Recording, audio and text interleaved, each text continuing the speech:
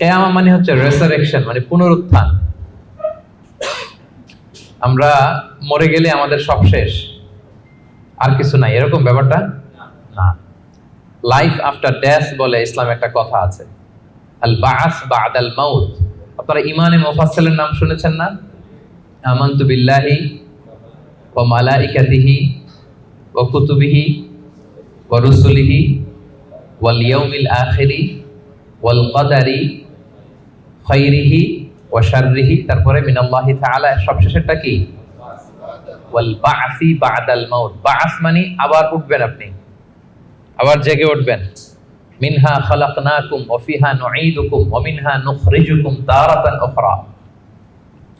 আল্লাহ বলেন, আমি মাটি থেকে বানিয়েছি, মাটির কবরেই তোমরা আবার প্রবেশ করবে, আবার ওই মাটির কবর থেকে যেভাবে প্রথম বানিয়েছিলাম আবার উঠবে। এই যে আবার উঠবো, আবার জেগে উঠবো। আমার সর্বশেষ যে লিখিত বই এক নজরে কোরআন, তার আগের বইটার নাম জেগে ওঠো আবার। দেখছেন আপনারা? ওই জেগে ওঠো আবার মানে আবার যে আমরা জেগে উঠবো, মৃত্যুর পরে আমরা সবাই আবার জেগে উঠবো। আমাদেরকে জাগিয়ে তুলবেন কে? এই যে মৃত্যুর পরে আবার জেগে ওঠা, এটাকে আরবিতে বলে আল বা'স। আরবিতে কি বলে? আল বা'স বা'দাল মাউত, মৃত্যুর পরে আবার জেগে ওঠা। তো এই জেগে ওঠা, মৃত্যুর পরে মানুষ যে আবার জেগে উঠবে, আবার বেঁচে উঠবে, এইটা মক্কার কুরাইশরা মানতে পারতেছিল না। কারণ তারা দেখে যে প্রাচীন প্রাচীন কবরস্থানগুলোতে মানুষ মরে যাওয়ার পরে পচে গলে শেষ হয়ে যায়। ইভেন মানুষের যে স্কেলিটন থাকে, হাড়, এগুলো 10-15 বছর পরে মাটির সাথে মিশে গুঁড়ো হয়ে যায়। এই গুঁড়ো হয়ে যাওয়া জিনিস, যেটার কোনো অস্তিত্ব নাই, আবার কিভাবে কি করে ওঠে, এটা তাদের মাথায় আসতেছিল না। তো আস ইবনে ওয়াইল নামে এক মুশরিক, সে একটা পুরাতন কবরের ভেতরে সামান্য কিছু মানুষের হাড়, ওইটাকে এরকম হাত দিয়ে মোচড় দেওয়ার পর এটা ডাস্ট হয়ে গেছে, পাউডার। আসলে মানুষের হাড়, মরে যাওয়া মানুষের হাড়, এই পাউডারটা এনে রাসূল সাল্লাল্লাহু আলাইহি ওয়াসাল্লামের কাছে এনে এরকম একটা ফু দিয়েছে। ফু দেওয়াতে বাতাসের মধ্যে বালুটা মিশে গেছে। তো তখন আস ইবনে ওয়াইল বলে যে, মাই ইউহিল ইযামা ওয়া হিয়া রামীম। মুহাম্মদ, তুমি বলতেছো এই ডাস্ট থেকে আল্লাহ আবার এই মানুষটাকে বানাবে? এটা তো একটা মানুষের কঙ্কাল ছিল, এটাকে যে তোমার সামনে ফু দিলাম, এটা তো বাতাসে মিশে গেল। তুমি কি বলতে চাচ্ছ যে এইটাকে একদিন আল্লাহ আবার জীবিত করবেন? মাই ইউহিল ইযামা ওয়া হিয়া রামীম, এটা কিভাবে? How come it's possible? এটা কিভাবে সম্ভব? তো ধুলা হয়ে গেছে, বালি, মানুষ বলতে কোনো অস্তিত্বই নাই। আল্লাহ রাসূল সাল্লাল্লাহু আলাইহি ওয়াসাল্লাম বললেন যে হ্যাঁ, আল্লাহ তাআলা এই ডাস্ট থেকে, এই ধুলা থেকে, বালি থেকে এটাকে আবার পুনরায় জীবিত করবেন, যেমনি আল্লাহ প্রথম মানুষকে বানিয়েছিলেন। প্রথম আল্লাহ তাআলা যেভাবে বানিয়েছেন, সেই আল্লাহ আবার এটা থেকে ওই মানুষকে আবার রিকনস্ট্রাক্ট করবেন, রিবিল্ড করবেন, রিশেপ দিবেন, রিসেট করবেন, আবার আগের মতো তিনি এই মানুষকে তৈরি করবেন। তো এই সূরায় এটাই বারবার বোঝানো হয়েছে যে যিনি প্রথম মানুষকে বানাইতে পারলো, সে আল্লাহ কি মরে যাওয়ার পরে, পচে গলে যাওয়ার পরে আবার বানাতে পারবে না? আচ্ছা বলেন তো, কোন জিনিস প্রথমবার বানানো কঠিন না দ্বিতীয়বার বানানো কঠিন? কারণ প্রথমবার ফার্স্ট টাইম, কোনো এক্সপেরিয়েন্স নাই। প্রথমবার যেহেতু করে ফেলতে পারছে, কিন্তু একটা এক্সপেরিয়েন্স হয়ে গেছে, কি বলেন? জানা হয়ে গেছে, একটা ধারণা হয়ে গেছে। দ্বিতীয়বার কি কঠিন লাগবে আর? আল্লাহ তাআলা বারবার বলেন যে যিনি প্রথমবার তোমাদেরকে বানাই ফেলতে পারলেন, তোমাদের তো কোনো অস্তিত্ব ছিল না, অস্তিত্বহীন একটা জগৎ থেকে আল্লাহ তোমাকে অস্তিত্বে আনলেন। আমরা ছিলাম ইন এক্সিস্টেন্স, এখন আমাদেরকে এক্সিস্টেন্সে আনলেন। আচ্ছা একটু খেয়াল করে বলুন তো, আজকে থেকে 100 বছর আগে আপনার কোনো অস্তিত্ব ছিল? আমার কোনো অস্তিত্ব ছিল? আমি যে আসবো দুনিয়াতে, যে আমার এই নাম হবে, এই গ্রাম হবে, এই পিতামাতা হবে, এই ফিচার হবে, এগুলো আমরা কেউ জানতাম? তো এই আমাদেরকে যেহেতু আল্লাহ তৈরি করতে পারলেন, অস্তিত্বহীনতার জগৎ থেকে অস্তিত্বে আনতে পারলেন, সে আল্লাহ আবার পুনরায় তৈরি করতে ওনার সমস্যা কোথায়? ওটা তো আরো সহজ, কি বলেন? আচ্ছা আজকে থেকে 200 বছর পরে ধরেন একজন মানুষ পৃথিবীতে যে আসবে, তার এখন কোনো অস্তিত্ব আছে? তার নাম, তার পরিবার, তার বংশ, তার কোনো অস্তিত্ব পৃথিবীতে নাই। কিন্তু এই লোকটা আসবে না পৃথিবীতে? তো অস্তিত্বহীন জগৎ থেকে আল্লাহ যখন অস্তিত্বে আনতে পারলেন, মরে যাওয়ার পরে, পচে যাওয়ার পরে তিনি আবার কেন উঠাতে পারবেন না? কেন পারবেন না? এবং আল্লাহ রাসূল সাল্লাল্লাহু আলাইহি সাল্লাম বলেছেন, মানুষের দেহে একটা হাড্ডির কণা আছে, ইন্না ফিল ইনসানি আযমুন লা ইয়াকুলুহুল আরদু আবাদান। একটা হাড্ডির কণা আছে যেটা কখনো মাটি বালু এটাকে খেতে পারে না, নষ্ট করতে পারে না। মিনহা ইউরাক্কাবুল খালকু ইয়াউমাল কিয়ামা, কিয়ামতের দিন এখান থেকেই মানুষের আবার পুনঃসৃষ্টি হবে। তো সাহাবারা বললেন আইয়ু আযমিন ইয়া রাসূলুল্লাহ, এই হাড্ডিটার নাম কি? আল্লাহ রাসূল সাল্লাল্লাহু আলাইহি ওয়াসাল্লাম বললেন আজবুদ জানাব, মানে টেইল বোন। ডাক্তারি ভাষায় এটাকে বলে কক্সিক্স। আমাদের যে শিরদাঁড়া আছে না, মেরুদণ্ড, এই মেরুদণ্ডের একেবারে নিচে ট্রায়াঙ্গেল একটা ত্রিভুজ আকৃতির ছোট্ট বোন পার্টিকেল আছে, এটা নষ্ট হয় না। হিন্দুরা যে শ্মশানে লাশ পোড়ায়, সব পুড়ে যায়, ওইটা পুড়ে না। আমরা যে কবরস্থ করি, কবর মাটি সব খেয়ে ফেলতে পারে, কিন্তু ওই ছোট্ট হাড্ডি কণিকাটা নষ্ট হয় না। ইভেন মানুষের মৃত্যু তো অনেক ভাবে হয়। বিমান দুর্ঘটনায় হলে জ্বলে ভস্ম হয়ে যায়, সাগরে জাহাজ ডুবি হলে মানুষ মরে, তিমি মাছের পেটে চলে যায়, তিমি ওইটাকে খেয়ে ডাইজেস্ট করে ফেলে, তার অস্তিত্বই থাকে না। কিন্তু ওই যে ছোট্ট কক্সিক্স টেইল বোন আজবুদ জানাব, এটা নষ্ট হয় না। আল্লাহ বলেন ওইটা থেকে কিয়ামতের দিন তোমাদেরকে আবার আমি পুনরায় সৃষ্টি করব। এইটাকে বলা হয় পুনরুত্থান, রেসারেকশন। পুরো সূরার মেইন কথা হচ্ছে এইটা। আপনাদের কাছে আগে ক্লিয়ার করে দিলাম যে ওরা যেহেতু বিশ্বাস করতে পারতেছিল না যে মানুষগুলো মরে যাওয়ার পরে 20 বছর 30 বছর পর কবরে তার অস্তিত্বই থাকে না, এই মানুষ আবার জীবিত হয় কি করে? আল্লাহ রাসূল সাল্লাল্লাহু আলাইহি ওয়াসাল্লাম বললেন যে না, এরাও জীবিত হবে। এবং আল্লাহ তাআলা এমন কথা বললেন যে তোমরা কি ভাবছো তোমাদের এই হাড় গোড়গুলো আমি রিঅ্যাসেম্বল করতে পারবো না? আরে তোমাদের the tips of your finger, তোমার আঙ্গুলের অগ্রভাগে যে এই যে কেমন আঁকি ঝুঁকি দেখা যায়, আঁকি বুকি দেখা যায়, এই যে যেটাকে আমরা আঙ্গুলের ছাপ বলি, ফিঙ্গারপ্রিন্ট, বাসমা, এইটাকে হুবহু আমি এক করে দিব। আল্লাহ বলেন এখন যে ফিঙ্গারপ্রিন্ট নিয়ে দুনিয়াতে তোমরা আছো, ফিঙ্গারপ্রিন্ট চিনেন তো? এই যে ইমিগ্রেশন পার করে যে মালয়েশিয়াতে ঢুকছেন, কি করছিলেন? ফিঙ্গারপ্রিন্ট দিয়েছেন না? সিম কার্ড নিতে গেলে কি করতে হয়? এই যে মেট্রিক অথেন্টিকেশনের জন্য এটা দিতে হয়। এরপরে আপনার ক্রিমিনাল ইনভেস্টিগেশনের জন্য লাগে। আপনি কোনো বাড়িতে ডাকাতি করছে, তো সে যে ডাকাত যে দরজা খুলছে ওইখানে তার এই ছাপ থেকে যায়, সে যা যা টাচ করে সব জায়গায় ছাপ থেকে যায়। ফরেনসিক রিপোর্টের জন্য এই ফিঙ্গারপ্রিন্ট লাগে। আল্লাহ বলে এখন যে ফিঙ্গারপ্রিন্ট নিয়ে পৃথিবীতে ঘুরে বেড়াচ্ছ, মারা যাওয়ার পরে আবার যে পুনরায় জীবিত করব, একই ফিঙ্গারপ্রিন্ট নিয়ে দাঁড়াবো, ওইটা সহ আমি তোমাদেরকে তুলব। তোমরা ভাবতেছো শুধু হাড় গোড়, তোমার কঙ্কালটাকে আমি রিঅ্যাসেম্বল করতে পারবো না, তোমার ফিঙ্গারপ্রিন্ট সহ আমি সেদিন দাঁড় করাবো। পৃথিবীতে প্রায় বর্তমানে 800 কোটি মানুষের বসবাস। কত কোটি? এই 800 কোটি মানুষের একজনের হাতের ছাপের সাথে, আঙ্গুলের ছাপের সাথে আরেকজনের ছাপের কোনো মিল নাই। 800 কোটি মানুষ, আপনার এই আঙ্গুলের ছাপের সাথে এই আঙ্গুলের মিল নাই। 10টা আঙ্গুলের কোনো আঙ্গুলের কোনো ছাপের সাথে অন্য আঙ্গুলের কোনো ছাপের মিল নাই। ইভেন একসাথে যে যমজ ভাই হয়, টুইন, তাদেরও একজনের ফিঙ্গারপ্রিন্টের সাথে আরেকজনের ফিঙ্গারপ্রিন্টের কোনো মিল হয় না। আল্লাহ বলে ওইটা সহ কিয়ামতের দিন আমি তোমাদেরকে তুলব। তাহলে আল্লাহ যে আবার আমাদেরকে তুলতে পারবে, এটা কি আপনাদের বিশ্বাস হয় নাকি এখনো একটু সন্দেহ আছে? সন্দেহ লাগে? সন্দেহের অবকাশ নাই প্রিয় ভাই এবং বোনেরা। এর কারণ যিনি অস্তিত্বহীনতার জগৎ থেকে আমাদেরকে অস্তিত্বে আনতে পারলেন, তিনি অবশ্যই পুনরায় আমাদেরকে জীবিত করতে পারবেন। এটাই হচ্ছে সূরার মূল কথা। সূরার নাম কি যেন বলেছিলাম? সূরা কিয়ামা। কোরআনে মোট সূরা কয়টা? এই সূরাটা হচ্ছে 75 নাম্বার সূরা। কত নাম্বার? কোরআনে মোট পারা কয়টা?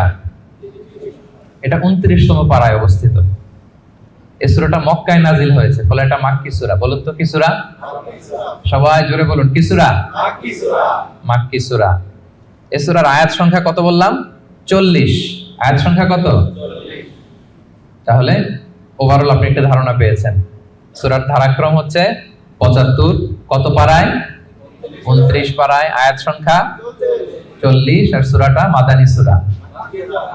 কি সূরা? মাক্কি সূরা। এবার নাজিলের সময়কালটা বলি, কখন নাজিল হয়েছে? মাক্কি যুগের একেবারে শুরুর দিকে, প্রাথমিক দিকে, প্রথম বছরই নাজিল হয়েছে। এবং নাজিলের প্রেক্ষাপট আমি বলেছি, লোকজন মৃত্যুর পরে যে আল্লাহ তাআলা আমাদেরকে পুনরুত্থান করবেন এটা মানতে চাইছিল না। তাদের কঠোর জবাব হিসেবে আল্লাহ তাআলা 40 আয়াত বিশিষ্ট এই সূরাটা নাজিল করেছেন। এবং এই সূরার সেন্ট্রাল থিম হচ্ছে পুনরুত্থান, রেসারেকশন, আবার যে আমরা উঠব। এই সূরার শেষে আল্লাহ বলেছেন যে আলাইসা যালিকা বিকাদিরিন আলা আন ইউহিয়াল মাউতা, যে আল্লাহ তোমাদেরকে প্রথম সৃষ্টি করলেন, সে আল্লাহ কি আবার যে তোমাদেরকে সৃষ্টি করবেন সেই কুদরতটা কি আল্লাহর নাই? অবশ্যই আছে। বালা কাদিরিনা আলা আন নুসাউইয়া বানানা, যেটা শুরুতেই বললাম যে বানান মানে হচ্ছে tips of your finger. Even এটাকেও সুবিন্যস্ত করতে পারবেন, হুবহু এইভাবে তিনি আমাদেরকে জীবিত করবেন। তাহলে তিনি যে আমাদেরকে আবার পুনরায় জীবিত করতে পারবেন এতে কোনো সন্দেহ অবশ্যম্ভাবী, অনিবার্য। আমরা আবার জেগে উঠব, আবার আমরা উত্থিত হব, আমাদের পুনরুত্থান হবে। ইব্রাহিম আলাইহিস সালামকে যখন এই আকীদা আল্লাহ শিক্ষা দিয়েছেন যে ইব্রাহিম, মৃত্যুর পর আমি সবাইকে জাগাবো, তো তিনি বললেন যে রব্বি আরিনি কাইফা তুহিল মাউতা, আল্লাহ আপনি কিভাবে জাগাবেন, মানে মৃতকে কিভাবে জীবিত করেন, একটু যদি দেখাইতেন আমাকে, আমার খুব ভালো লাগতো। কে বলতেছেন? কাইফা তুহিল মাউতা, আল্লাহ মৃতকে কিভাবে জীবিত করেন?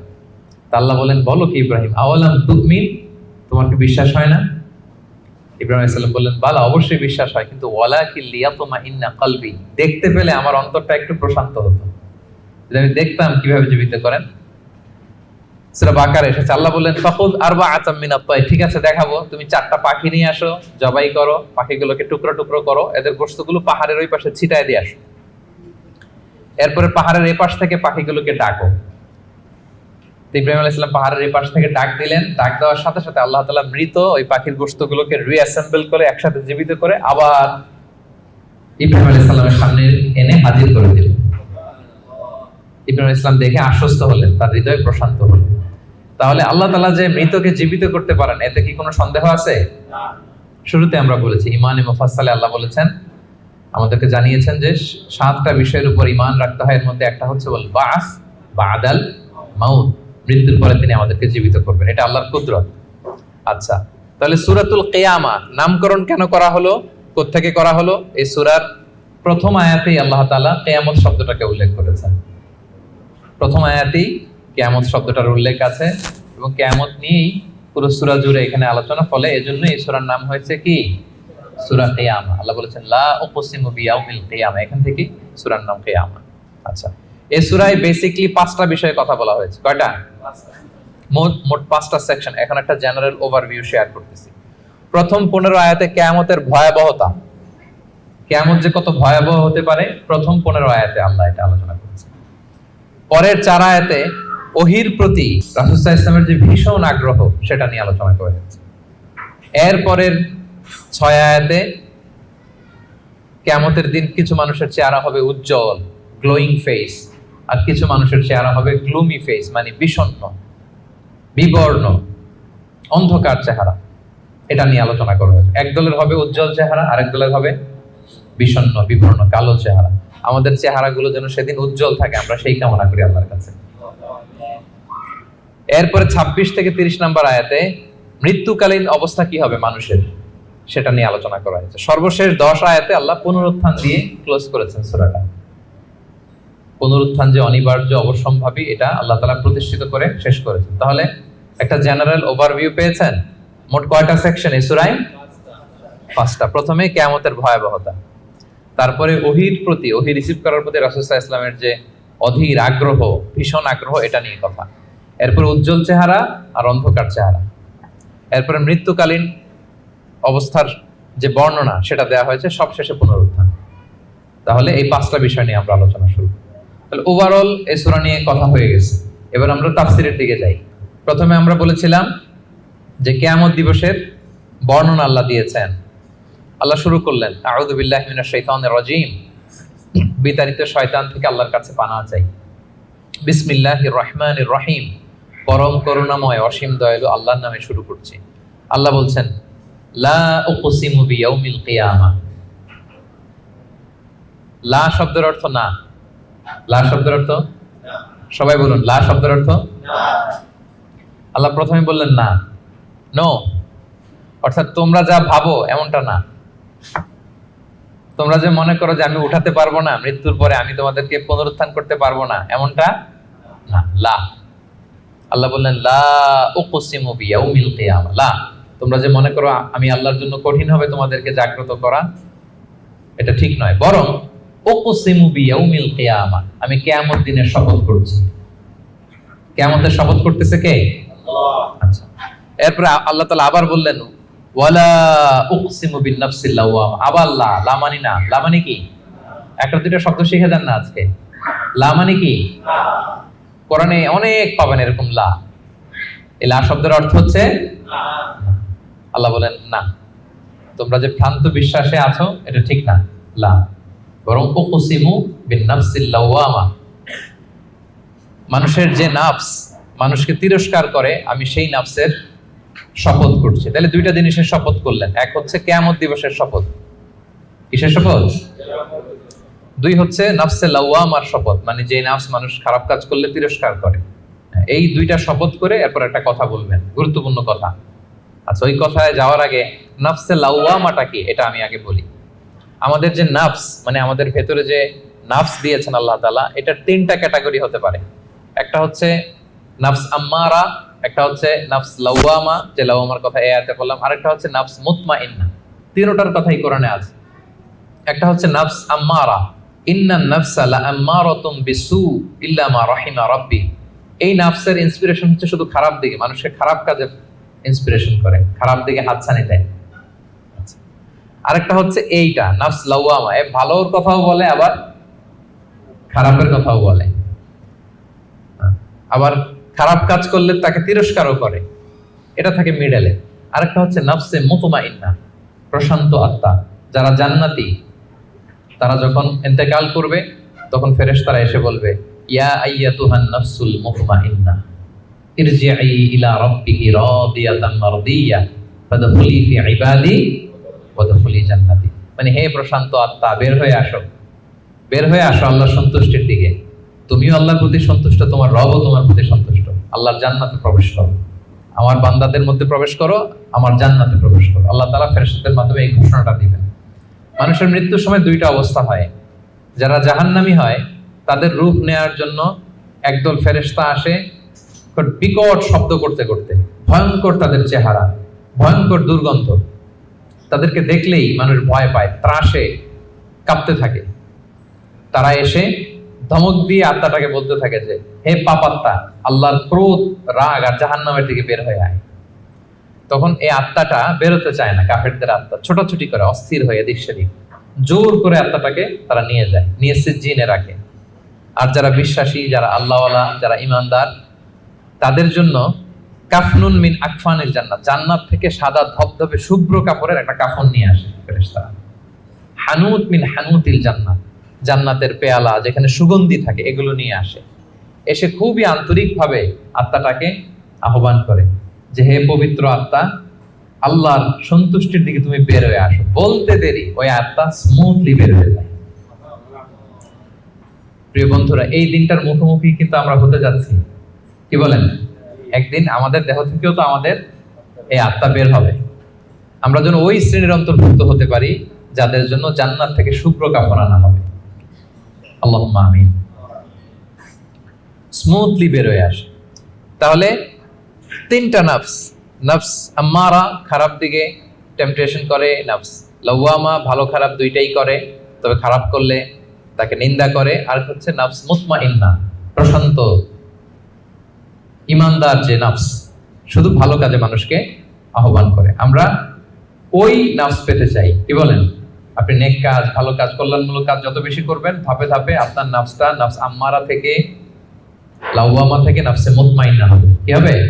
নাফসে মুতমাইন্না। তাহলে দুইটা কসম করে আল্লাহ বললেন, আয়াহসাবুল ইনসানু আল্লান নাজমা ইদামা, মানুষ কি মনে করেছে তাদের দেহের হাড় গোড়গুলোকে আমি অ্যাসেম্বল করতে পারবো না? এটা ভাবতেছে তারা, যে তারা মরে গেলে তার দেহ পচে যায়, তার শুধু কঙ্কাল সারটা থাকে, শুধু দেহের হাড্ডি হাড় গোড় থাকে, এটাকে আমি জোড়া লাগাতে পারবো না, এটা ভাবতেছে? এটা মানুষের ধারণা?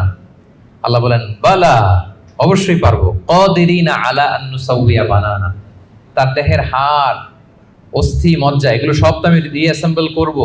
এমনকি তার টিপস অফ হিজ ফিঙ্গার, তার আঙ্গুলের যে অগ্রভাগ, ফিঙ্গারপ্রিন্ট, এটাকেও আমি সুবিন্যস্ত করব। এটাকেও আল্লাহ তাআলা সেদিন কি করবেন? সুবিন্যস্ত করবেন। আমি আলোচনার শুরুতেই বলেছি যে আমাদের কারো ফিঙ্গারপ্রিন্টের সাথে অন্য কারো ফিঙ্গারপ্রিন্ট মিলে না। আল্লাহ তাআলা প্রত্যেকের এই ইউনিক ফিঙ্গারপ্রিন্ট গুলো সহ তাদেরকে কিয়ামতের দিন উঠাবেন। বাঁচার কোনো উপায় নেই, আল্লাহ তাআলা উঠাবেনই। এক লোক, বনি ইসরাইলের সময় এক লোক তার ছেলে মেয়েদেরকে, হাদিসে এসছে, বলেছিল যে আমি এত পাপ করেছি, আমি মারা যাওয়ার পরে আমার বডিটা আগুন দিয়ে তোমরা জ্বালায় ভস্ম করে দিবা। এরপর যে ছাই হবে, এই ছাই, কিছু ছাই সাগরে নিক্ষিপ্ত করবা, আর কিছু ছাই তোমরা বাতাসের মধ্যে ছিটাই দিবা, যাতে আল্লাহ আমারে আর জোড়া লাগাতে না পারে। বুদ্ধি দেখছেন? তার ধারণা যে আমি এত পাপ করেছি, এমন শাস্তি আল্লাহ তাআলা শাস্তির মুখোমুখি আমাকে করবেন।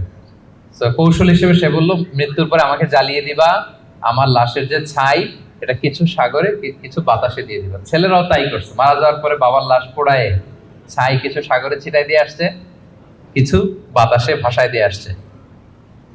তো এখন এই লোকটা তার আল্লাহ জীবিত করতে পারবে না, কি বলেন? কি এবার একটু সন্দেহ তৈরি হয়েছে নাকি? পারবে? বালা কাদিরিনা আলা আন নুসাউইয়া বানানা, যে আল্লাহ ফিঙ্গারপ্রিন্ট সহ নিয়ে আসবেন, তিনি পারবেন না? পারবেন। এবং কিয়ামতের দিন তার সাথে কি ঘটবে সেটাও সহিহ মুসলিমে আসছে। আল্লাহ তাআলা তাকে আবার জীবন দিবেন। এবার তো বেচারা ধরা খেয়ে গেছে, তাকে তো আল্লাহ ঠিকই আবার জীবন দিলেন। এবার আল্লাহ বলবেন, আচ্ছা তুমি এই কাজটা কেন করছিলা? মা হামালাকা আলা হাদা, এরকম ইউনিক ফন্দি বুদ্ধি আটছো কেন? লাশ পোড়ায় তোমার লাশ কিছু সাগরে দিবে ছাই, কিছু দিবে বাতাসে ভাসায় কেন? বলতেছে, ইয়া রাব্বি মাখাফাতু, আপনার ভয়, আপনার ভয়ে আমি এই কাজ করেছি। তো তার ওই করুণ রেসপন্সটা আল্লাহর কাছে এত ভালো লাগলো যে আল্লাহ আপনার ভয়ে, যে আপনি যে আমাকে শাস্তির মুখোমুখি করবেন, আপনার ভয়ে আমি এই বুদ্ধি করেছি। তার এই করুণ আর্তনাদের কারণে আল্লাহ তাআলা তাকে ক্ষমা করে জান্নাতবাসী করে দেবেন। তাহলে কোনোভাবেই এটা থেকে বাঁচার কোনো উপায় নাই। তিনি আমাদেরকে, আমরা যেভাবেই মারা যাই, যেখানে আমাদের অবস্থান থাকুক না কেন, তিনি আমাদেরকে কি করবেন? পুনরুজ্জীবন দান করবেন। তাহলে আল্লাহ তাআলা বললেন, বালা কাদিরিনা আলা আন নুসাউইয়া বানানা, তোমাদের যে ফিঙ্গারপ্রিন্ট এগুলোকে আমি একত্রিত করব। তাহলে এটা মনে রাখবেন যে ফিঙ্গারপ্রিন্টের কথা আল্লাহ তাআলা এই সূরা কিয়ামতে বলেছেন। কোন সূরায় বলেছেন? ফিঙ্গারপ্রিন্টের কথা বলেছেন। 1892 সালে আমরা প্রথম জানতে পারি, পৃথিবীবাসী একজন সায়েন্টিস্ট ফ্রান্সিস গ্যালটন তার নাম, সে প্রথম এটা বৈজ্ঞানিকভাবে আবিষ্কার করে যে মানুষের এখানে যে কিছু আঁকিঝুঁকি আছে এগুলো একটার সাথে আরেকটা মিলে না। ফলে যেটা বললাম, বায়োমেট্রিক অথেন্টিকেশনের জন্য, ফরেনসিক রিপোর্টের জন্য বা ক্রিমিনাল ইনভেস্টিগেশনের জন্য তারা বৈজ্ঞানিকভাবে 1892 সালে এটা পৃথিবীতে এটা নিয়ে কাজ করা শুরু করছে। আর 1500 বছর আগে আল্লাহর কোরআনের ভেতরে এই ফিঙ্গারপ্রিন্ট, আঙ্গুলের ছাপের ব্যাপারে আমাদেরকে জানিয়ে দিয়েছেন কে? 1500 বছর আগে তিনি জানিয়ে দিয়েছেন যে বালা কাদিরিনা আলা আন নুসাউইয়া বানানা, তোমাদের আঙ্গুলের ফিঙ্গারপ্রিন্ট গুলোকে আমি আল্লাহ একত্রিত করব। আল্লাহু আকবার। এরপর আল্লাহ তাআলা বললেন, বাল ইউরিদুল ইনসানু লিয়াফজুরা আমামা, এগুলো যেন মানুষ পাপ করে, ভবিষ্যতে সে পাপ করতে চায়, তার মধ্যে অন্যায় প্রবণতা আছে। এবং আল্লাহ রাসূল সাল্লাল্লাহু আলাইহি সাল্লামকে ঠাট্টা করে তারা জিজ্ঞেস করতো, ইয়াসআলু আইয়ানা ইয়াউমুল কিয়ামা, হে মুহাম্মদ তুমি যে বারবার বলো কিয়ামত কিয়ামত, কবে হবে এটা? কবে? ইয়াসআলু আইয়ানা ইয়াউমুল কিয়ামা, কবে হবে? কিয়ামতের ডেট জানার যে খুব আগ্রহ, এই জন্য না, ঠাট্টা করে বলে। কি করে? তুমি যে বলতেছো কিয়ামত হবে, কবে হবে? সাহাবারাও জিজ্ঞেস করতেন, কিন্তু ঠাট্টা করে জিজ্ঞেস করতেন না, ওনারা প্রস্তুতি হিসেবে জিজ্ঞেস করতেন। এক সাহাবী বলেন, ইয়া রাসূলুল্লাহ মাতা সাআ, হে নবী কিয়ামত কবে হবে? আল্লাহ রাসূল সাল্লাল্লাহু আলাইহি ওয়াসাল্লাম বলেন, ওয়া মাযা আ'দাদতা লিস-সাআ, কিয়ামতের জন্য তোমার প্রস্তুতি কি? তুমি এত কিয়ামত কবে হবে জানার জন্য উদ্গ্রীব হলে? তিনি বললেন, আমার কোনো প্রস্তুতি নাই, ইল্লা আন্নী উহিব্বুল্লাহ ওয়া রাসূলা, আমি আল্লাহ এবং আল্লাহর রাসূলকে ভালোবাসি, এটাই আমার প্রস্তুতি। তখন রাসূল সাল্লাল্লাহু আলাইহি ওয়াসাল্লাম বললেন, তুমি যে আল্লাহ আল্লাহর রাসূলকে ভালোবাসো, এই ভালোবাসাই তোমাকে জান্নাতে প্রবেশ করাবে। আবার রাসূল সাল্লাল্লাহু আলাইহি ওয়াসাল্লাম বললেন, তুমি যাদেরকে ভালোবাসো তাদের সাথেই আল্লাহ জান্নাতে থাকবে। আনতা মা'a মান আহবাবতা, তুমি যাদেরকে ভালোবাসো তাদের সাথেই থাকবে, মানে নবীকে ভালোবাসো তো নবীর সাথেই আল্লাহর জান্নাতে তুমি বসবাস করবে। তো তারা টিটকারি করে বলতো, ইয়াসআলু আইয়ানা ইয়াউমুল কিয়ামা, কবে হবে কিয়ামত? এবার রাসূল সাল্লাল্লাহু আলাইহি ওয়াসাল্লাম কিয়ামতের বর্ণনা দিচ্ছেন যে কিয়ামত যখন হবে, ফাইদা বারিকাল বাসার, আতঙ্কে মানুষের চোখ ধাঁধিয়ে যাবে কিয়ামতের সময়। কিয়ামতের একটা ফিচার শোনেন, কিয়ামত এমন সময় হুট করে হবে, কেউ থাকবে বাজারে, কেউ মাঠে, কেউ ঘাটে, কেউ অফিসে, কেউ রান্নাঘরে, কেউ ওয়াশরুমে, কেউ স্কুলে, কেউ কলেজে, কেউ বিজনেস মিটিংয়ে।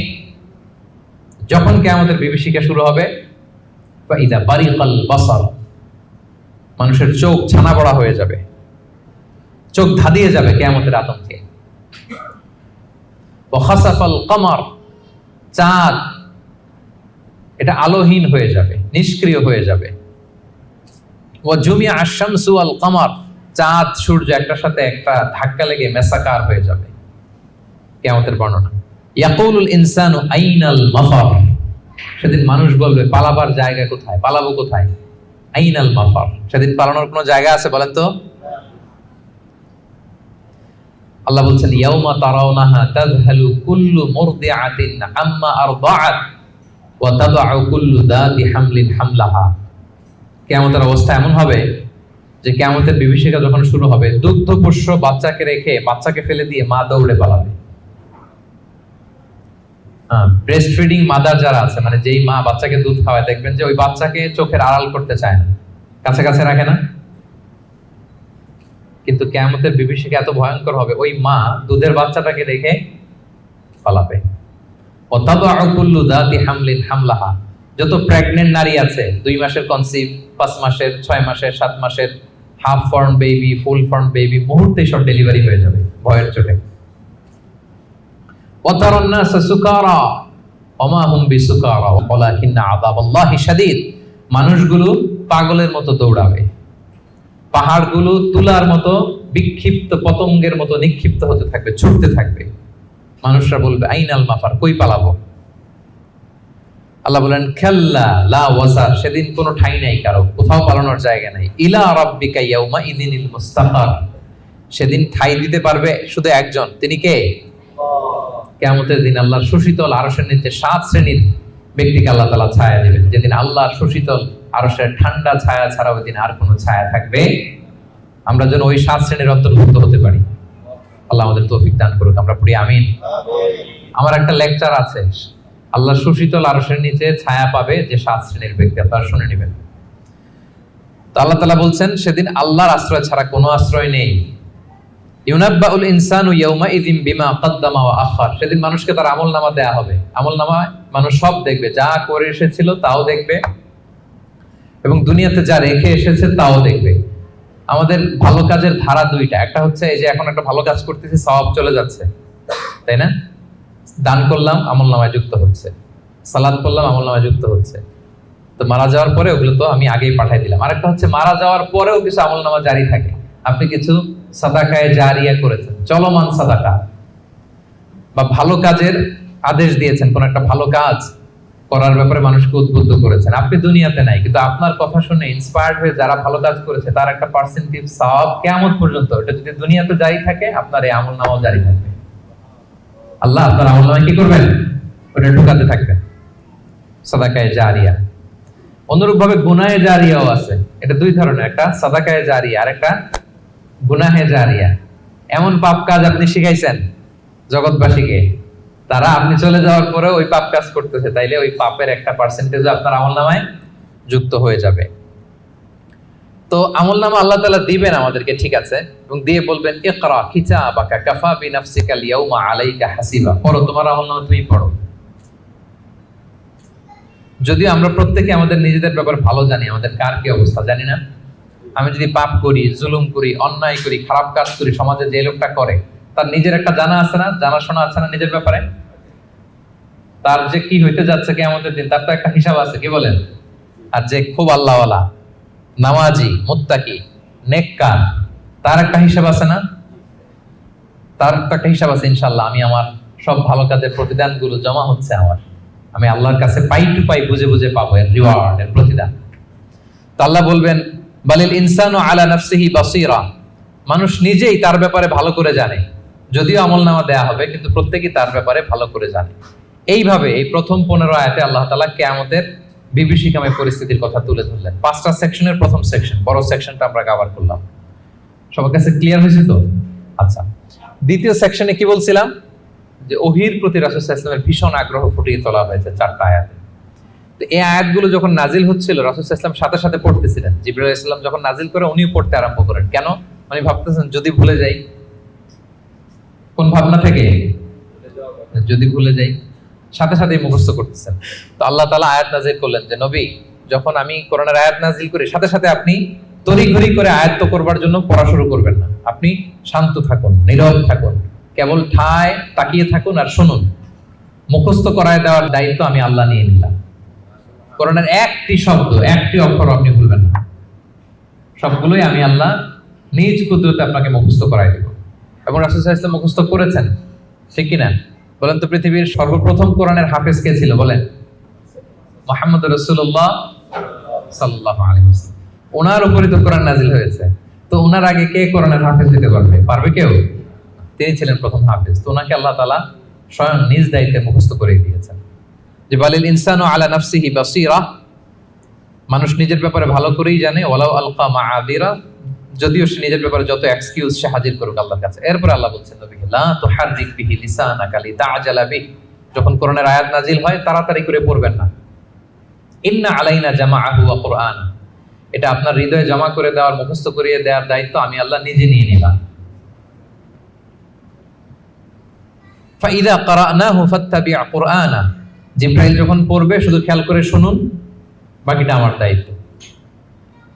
সুম্মা ইন্না আলাইনা বায়ানা, এরপর এটার ব্যাখ্যা বিশ্লেষণ আমি আল্লাহ আপনাকে শিখাই দেব। এই 4 আয়াতে আল্লাহ তাআলা বোঝাতে চাইলেন যে রাসূল সাল্লাল্লাহু আলাইহি ওয়াসাল্লাম যে ওহী রিসিভ করার জন্য খুব উদ্গ্রীব থাকতেন, ওনাকে আশ্বস্ত করা হলো যে নবী আপনি চিন্তিত হবেন না। তাহলে 2টা সেকশন চলে গেল। 3 নাম্বার সেকশন কি বলেছিলাম? যে 2 ধরনের ফেস থাকবে কিয়ামতের দিন। কিছু ফেস হবে উজ্জ্বল ফেস, গ্লোয়িং ফেস। তার বিপরীতে কিছু চেহারা হবে গ্লুমি ফেস, বিবর্ণ বিষণ্ণ চেহারা। তাদের কথা আল্লাহ বলবেন। আল্লাহ বললেন, কাল্লা বাল তুহিব্বুনাল আজিলা, বরং তোমরা এই দুনিয়ার জীবনকে বেশি প্রাধান্য দাও। মানুষের স্বভাব হচ্ছে আখিরাত, সেটা যে একটা বিশাল জগৎ, হাজার হাজার বছর অন্তহীন যে জগৎ, ওই জগৎটা নিয়ে আমরা খুব একটা টেন্স থাকি না, ওটা নিয়ে আমাদের প্ল্যান থাকে না। আমাদের প্ল্যান থাকে এই 40 বছর, 50 বছর, 60 বছর। অন্য আয়াতে আল্লাহ বলছেন, বাল তুসিরুনাল হায়াতাদ দুনিয়া ওয়াল আখিরাতু খায়রু ওয়া আবকা, তোমরা দুনিয়ার জীবনকে প্রাধান্য দাও, কিন্তু এটা স্থায়ী জীবন নয়। স্থায়ী জীবন হচ্ছে আখিরাতের জীবন। আওয়াজ করে বলুন তো, স্থায়ী জীবন কোন জীবন? আখিরাতের জীবন। সেটাই বললেন, কাল্লা বাল তুহিব্বুনাল আজিলা, তোমরা দুনিয়াকে প্রাধান্য দাও, এটাকে ভালোবাসো। ওয়া তাযারুনাল আখিরা, আর আখিরাতকে তোমরা ভুলে যাও। সেদিন মানুষের অবস্থা কি হবে শোনো, উজুহু ইয়াউমাইযিন নাদিরা, সেদিন কিছু মানুষের চেহারা হবে গ্লোয়িং, সজীব, শ্যামল, উজ্জ্বল, উদ্দীপ্ত চেহারা, গ্লোয়িং ফেস। ইলা রাব্বিহা নাযিরা, তারা সেই চেহারা নিয়ে তাদের রবের দিকে তাকায় থাকবে। আল্লাহু আকবার। তাহলে বোঝা গেল জান্নাতীরা কিয়ামতের দিন আল্লাহ তাআলাকে দেখার সৌভাগ্য পাবেন। বলেন, আমরা আল্লাহকে সচক্ষে দেখতে চাই কি চাই না? চাই। আমরা আল্লাহকে দেখছি কখনো? দেখি না। দেখে তার ইবাদত করি, তাকে বিশ্বাস করি, তার সামনে সেজদায় লুটিয়ে পড়ি, কিন্তু তাকে দেখি নাই। তো জান্নাতীদের সবচেয়ে বড় নেয়ামত হবে এইটা। আল্লাহ জান্নাতীদেরকে বলবেন, এই জান্নাতীরা, কোরআনে যা যা নেয়ামতের কথা বলছে সব পাইছো? সবাই বলবে আল্লাহ পেয়েছি, আরো ঢের বেশি পেয়েছি। সবাই খুব খুশি যে আল্লাহ যা যা বলছেন আমরা হিসাব মিলাই দেখছি যে সব আপনি দিয়েছেন, এর চেয়ে বেশি দিয়েছেন। একজন হাত তুলে বলবে আল্লাহ পাই নাই, একটা জিনিস পাই নাই। আল্লাহ বলবে, ঘটনা কি সবাই? কারো কোনো কমপ্লেন নেই, তোমার আবার কি কমপ্লেন? তুমি পাও নাই বলতে কি পাও নাই? বলতেছে আল্লাহ আসলটাই তো পাই নাই। আসলটা মানে বলে যে আপনারাই তো পাই নাই, আপনার হেজাব থেকে আমরা কথা শুনতেছি, মানে পর্দার অন্তরালে, কিন্তু আপনাকে তো দেখি নাই। আপনার যে নূর, আপনার নূরের যে সৌন্দর্য, আপনার নিজের সত্তাকে যে আপনি গোপন করে রেখেছিলেন, ওই সত্তাকে তো আমরা এখনো উইটনেস করতে পারি নাই, এটা তো বাকি। আল্লাহ বলবেন, হ্যাঁ এইটা বাকি, এটা আমি খুব জাঁকজমক ভাবে তোমাদেরকে দেখাবো। বিশাল জান্নাতের কনফারেন্স হলে সামনে নবীরা বসবেন, সিদ্দিক, শুহাদা, সালেহ সবাইরা বসবেন, আমরা ইমানদাররাও বসার সুযোগ পাবো সেদিন। এরপর আল্লাহ তাআলার যে পর্দা, নূরের পর্দা, এই পর্দাকে আল্লাহ উন্মোচিত করবেন জান্নাতবাসীদের জন্য। আল্লাহু আকবার। কিসের পর্দা? নূর মানে কি? আচ্ছা, আমরা ঘরে পর্দা লাগাই কেন? কি বন্ধ করার জন্য? আমরা ঘরে যে কার্টেন লাগাই, পর্দা কি ঢাকার জন্য? আলো ঢাকার জন্য। কিন্তু আল্লাহর পর্দাটাই আলোর পর্দা, নূরের পর্দা। এরপর আল্লাহ তাআলা নিজেকে সেদিন প্রকাশিত করবেন। আল্লাহর নূরের এক ঝলক তিনি প্রকাশিত করবেন। জান্নাতীরা পাগলের মতো ওই নূরের ঝলকের দিকে বিমোহিত হয়ে তাকিয়ে থাকবে। 1 সেকেন্ডের 1000 কোটি ভাগের অল্প সময়ের, সামান্য সময়ের জন্য এক ঝলক আল্লাহ নিজেকে প্রকাশিত করবেন, ওনার নূর দেখাবেন।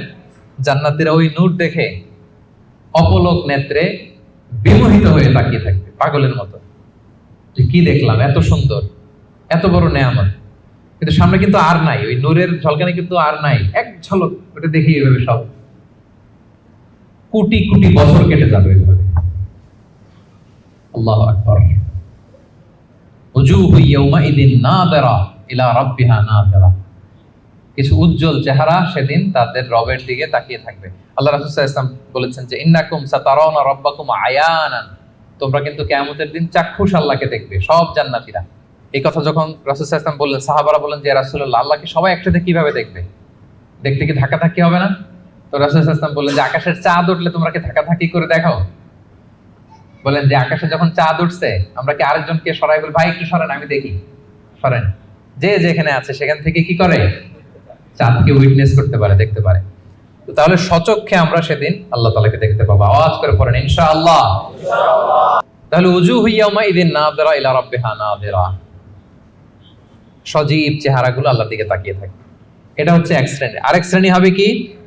ওয়া উজুহু ইয়াউমাইদিন বাসিরা, আরেক দলের চেহারা হবে কালো। ওই যে আমলনামায় তার সব খারাপ কাজের লিস্ট, তাদের চেহারা কি উজ্জ্বল হবে? কেমন হবে? বিষণ্ণ, বিবর্ণ, ডার্ক ফেসেস, গ্লুমি ফেসেস। তাযুন্নু আন ইউফআলা বিহা ফাখিরা, সে বুঝতে পারবে যে কঠিন বিপদ নেমে আসতেছে। আচ্ছা গেল উজ্জ্বল চেহারা, আলোকিত চেহারা। এরপরে মৃত্যুকালীন অবস্থার বর্ণনা। কাল্লা, তোমরা যে ভাবতেছো তোমরা পুনরুত্থিত হবে না, শুরুতে তো দুইবার লা লা বলছো যে না না যা বলতেছো এটা ভুল, আবার এখানে কাল্লা না তোমরা যা বলতেছো এটা কিন্তু ঠিক না, বারবার রিমাইন্ডার, পুনরুত্থান হবেই হবে, এটা কেউ ঠেকাইতে পারবে না। ইদা বালাগাতিত তারাকিয়া, মানুষের রূহ যখন কণ্ঠনালী পর্যন্ত পৌঁছে যায়, ওয়াকিলা মান রাগ, তখন মৃত্যুর একটা সিনারিও আল্লাহ তুলে ধরেছেন। তখন মানুষ সব শেষ চেষ্টাটা করে, মৃত্যু সজ্জায় যখন চলে যায় আমরা কি করি? লাস্ট চেষ্টাটা করি যে তাকে বাঁচানো যায় কিনা, কোনো রাকি আছে কিনা তাকে রুকিয়া করবে, কোনো ডাক্তার আছে কিনা তাকে শেষ চেষ্টাটা করবে। ওয়া যান্না আন্নাহুল ফিরাক, কিন্তু মৃত্যুগামী যে যাত্রী সে বুঝে যায় যে এটাই আমার লাস্ট ডেট দুনিয়ার। তার মানে যিনি মৃত্যুবরণ করে মৃত্যুর কিছু সময় আগে সে বুঝতে পারে যে আমি ছেড়ে যাচ্ছি এই পৃথিবী, আমি কি করতেছি? ছেড়ে যাচ্ছি। আচ্ছা, ওয়ালতাফাতিস সাকু বিসাক, এই দুনিয়ার কষ্ট বা ভয়াবহতার সাথে যুক্ত হয় আখিরাতের ভয়াবহতা। মানে আজকে দুনিয়ার শেষ দিন, এরপরে আমার শুরু হয়ে যাবে কি? আখিরাতের প্রথম দিন। ইলা রাব্বিকা ইয়াউমা ইযিনিল মাসাক, এবং মানুষকে তার রবের দিকে সেদিন নেওয়া হবে। আচ্ছা, মৃত্যুকালীন সংক্ষিপ্ত বর্ণনা শেষ। এরপর আল্লাহ শুরু করলেন সর্বশেষ যে সেকশনটা, সেটা যে পুনরুত্থান যে হবেই, এটা আবার তিনি শক্তভাবে মজবুতভাবে তুলে ধরলেন না এই সূরার একেবারে শেষ কয়েকটা আয়াতে। আল্লাহ বললেন ফালা সাদ্দাকা ওয়ালা সাল্লা, যারা কাফির মুশরিক, যারা আল্লাহকে মানে না, তাদের বৈশিষ্ট্য কি? ফালা সাদ্দাকা, তারা কিয়ামতকে সত্য বলে মানেও না, ওয়ালা সাল্লা, তারা সালাতও আদায় করে না, ওয়ালাকিন কাযযাবা ওয়া তাওয়াল্লা, তারা এটাকে মিথ্যা বলে, তারা মুখ ফিরিয়ে নেয়। একদল দেখবেন যে আপনি ভালো বললে মুখটা ফিরায় নেয়, যত উদাহরণ দিয়ে আপনি বুঝান সে ওইটা মানবে না, সে ওইখান থেকে ইগনোর করে চলে যাবে। সুম্মা যাহাবা ইলা আহলিহি ইয়াতামাত্তা, সে গর্বভরে তার ফ্যামিলির কাছে যায়। মুফাসসিরিন ইকরাম বলেছেন, ইকরামা বলেছেন যে এর দ্বারা উদ্দেশ্য হচ্ছে আবু জাহাল। আবু জাহালকে যখন আল্লাহ রাসূল সাল্লাল্লাহু আলাইহি ওয়াসাল্লাম দাওয়াত দিচ্ছিল, যতভাবে যুক্তি নির্ভর কথা রাসূল সাল্লাল্লাহু আলাইহি ওয়াসাল্লাম বলে, কিন্তু সে শোনে না, সে অহংকার করে চলে যায়। আউলা লাকা ফাআউলা সুম্মা আউলা লাকা ফাআউলা, তোমার জন্য ধ্বংস অনিবার্য। এরপর আল্লাহ তাআলা বলছেন আয়াহসাবুল ইনসানু আন ইউতরাকা সুদা, যে কথা দিয়ে শুরু করেছিলেন সেটা দিয়ে শেষ করতেছেন। কোরআনের কোনো কিছুই অমিল নাই। আপনি দেখবেন একেবারে সূরার শুরুতে যেই কথা, শুরুর কথার সাথে শেষের কথার মিল আছে, আবার এই সূরার শেষে যা বলছে আরেক সূরার শুরুতে মিল আছে, মানে সবটা ইন্টারকানেক্টেড, হাইলি ইন্টারকানেক্টেড। আল্লাহ বলছেন আয়াহসাবুল ইনসানু আন ইউতরাকা সুদা, মানুষ কি ভাবে যে তাকে এমনি এমনি ছেড়ে দেওয়া হবে কোনো পরীক্ষা ছাড়া? কিয়ামতের দিন হাত তুলে বলবেন আল্লাহ আমি তো ঈমানদার ছিলাম, আর আল্লাহ বলবেন যাও তুমি চলে জান্নাতে ঢুকে যাও, এরকম না। আপনাকে কঠিন পরীক্ষার মুখোমুখি হতে হবে। আপনি যে আপনার ঈমানের দাবিতে সত্যবাদী, পদে পদে এটা প্রমাণ দিতে হবে। আলাম ইয়াকুন নুতফাতাম মিন মানিয়্যিন ইউমনা, আমাদের সৃষ্টি শৈলীটা কেমন ছিল? আল্লাহ ওইদিকে আমাদেরকে একটু তাকাতে বলতেছেন যে দেখো তো তুমি কি ছিলা, আমি আপনি আমরা প্রত্যেকে আসলে কি ছিলাম, যদি একটু খেয়াল করেন তো। আপনি আপনার ছোটবেলার কত বছরের কথা মনে করতে পারেন? আপনি স্মৃতি হাতরাতে পেছনে গেলে মানে কত বছর বয়সের কথা আপনার মনে আছে দেখি? আপনার বয়স যখন 3 ছিল, কোন স্মৃতি মনে আছে? 4, 5, কিছু 5 বছর বয়সে আমরা ওই যে স্কুলে ভর্তি হই, তো তার আগের কিছু ঘটনা আমাদের খেয়াল থাকে, কিন্তু 3 বছরের কোনো ঘটনা খেয়াল আছে? থাকতে পারে, কারো হয়তো থাকতে পারে, কিন্তু অধিকাংশই থাকে না। আচ্ছা, তার পিছনে যদি যান 2 বছর বয়সের, 1 বছর, আপনারই তো জীবন ওইটা, তো আপনার কিছুই তো খেয়াল নেই। আমারই তো জীবন, আমার পহেলা বছর, আমার দ্বিতীয় বছর, তৃতীয় বছর কি ছিল আমার খেয়ালই নেই। আচ্ছা, তার আগে যদি যান 6 মাস বয়স, মায়ের বুকের দুধ খেয়ে যে বেঁচেছিলাম, কিছু মনে পড়ে? আচ্ছা, তার আগে মায়ের পেটের 9 মাস একটা অন্ধকার জগতে যে ছিলাম, দেখেন তো স্মৃতি হাতরাতে হাতরাতে কিছু পান কিনা? হ্যাঁ, ধোঁয়াশা, কিছুই মনে পড়ে না। আল্লাহ বলে একটু তাকাও, তুমি কই ছিলা?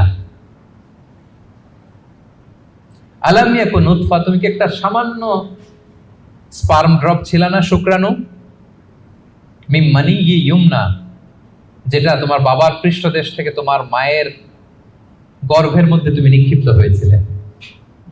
বাবার পৃষ্ঠদেশ থেকে মায়ের গর্ভে তোমাকে আমি নিয়েছিলাম।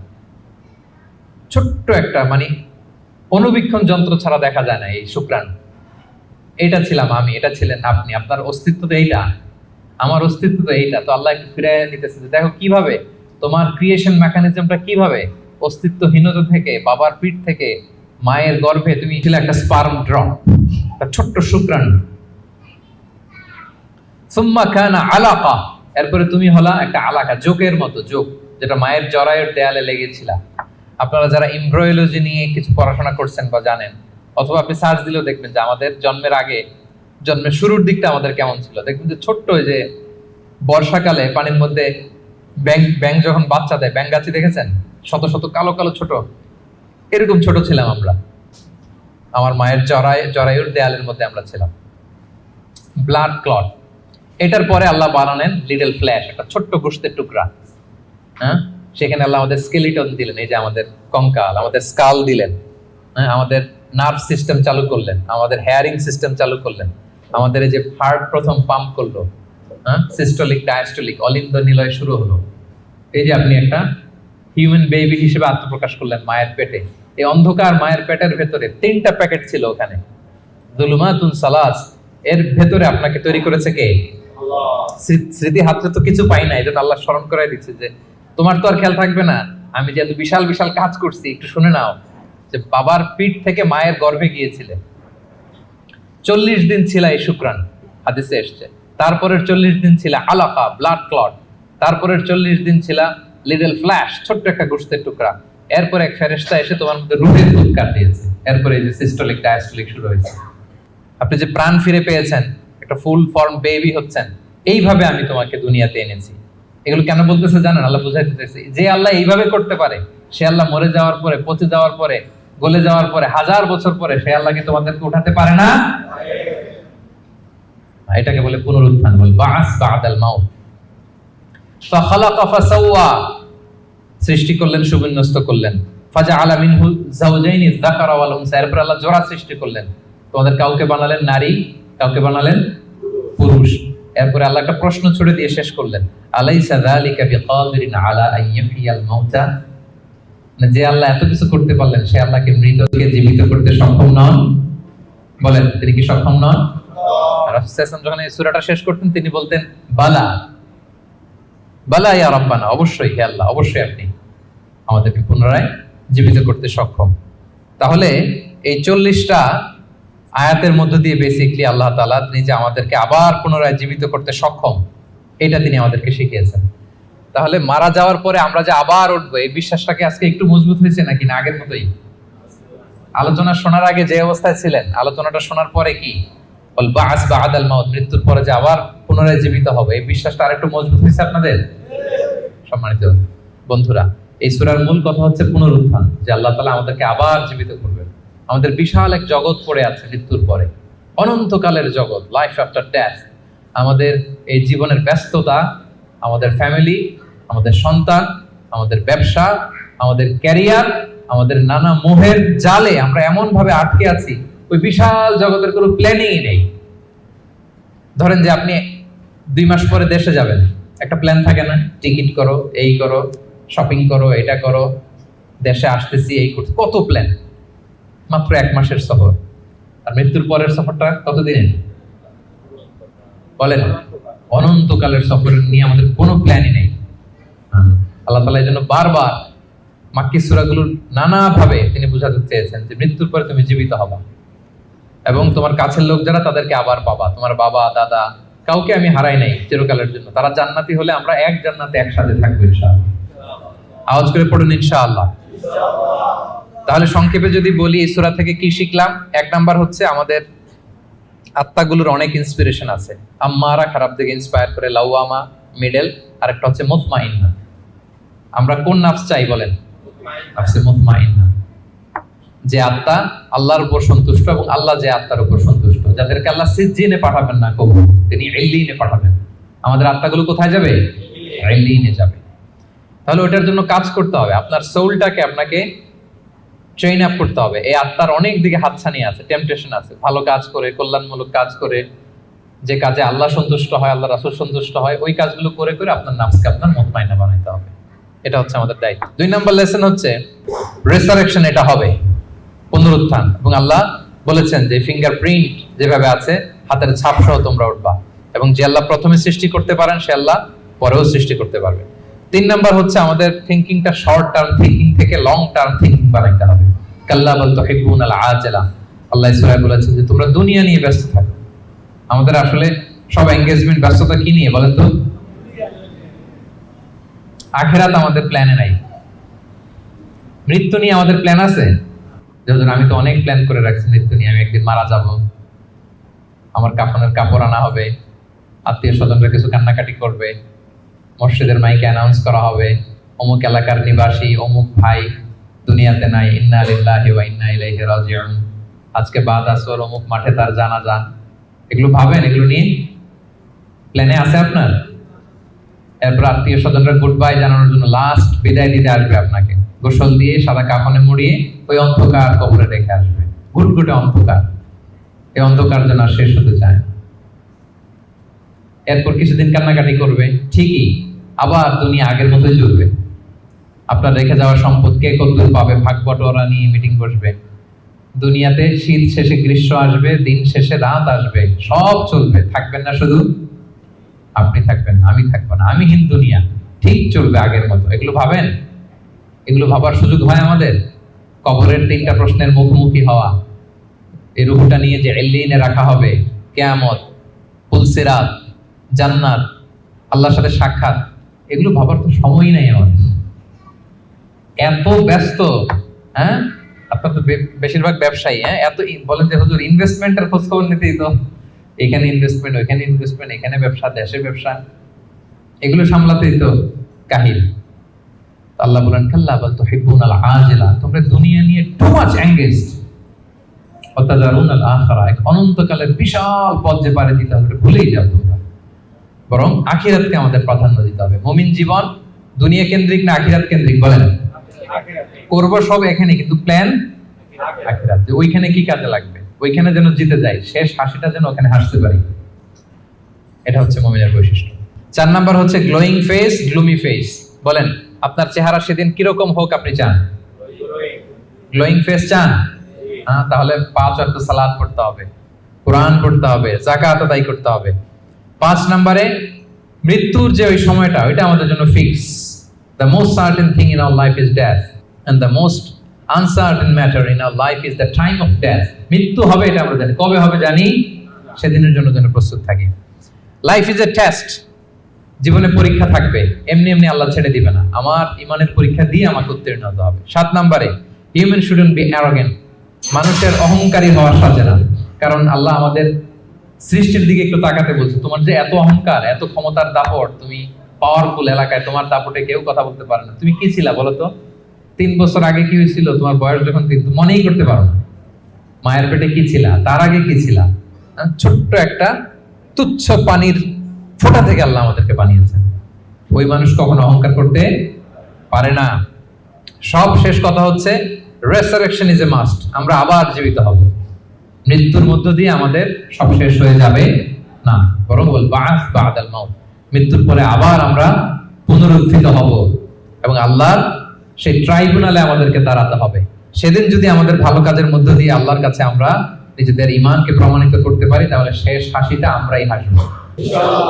আমরা এখানে যেমনি একত্রিত হলাম, মৃত্যুর পরে আবার জীবিত হয়ে বিচার দিবস শেষে আল্লাহ জান্নাতুল ফেরদাউসের ভিতরেও যেন আমরা এভাবে একত্রিত থাকতে পারি। আল্লাহ আমাদের সবাইকে তৌফিক দান করুন।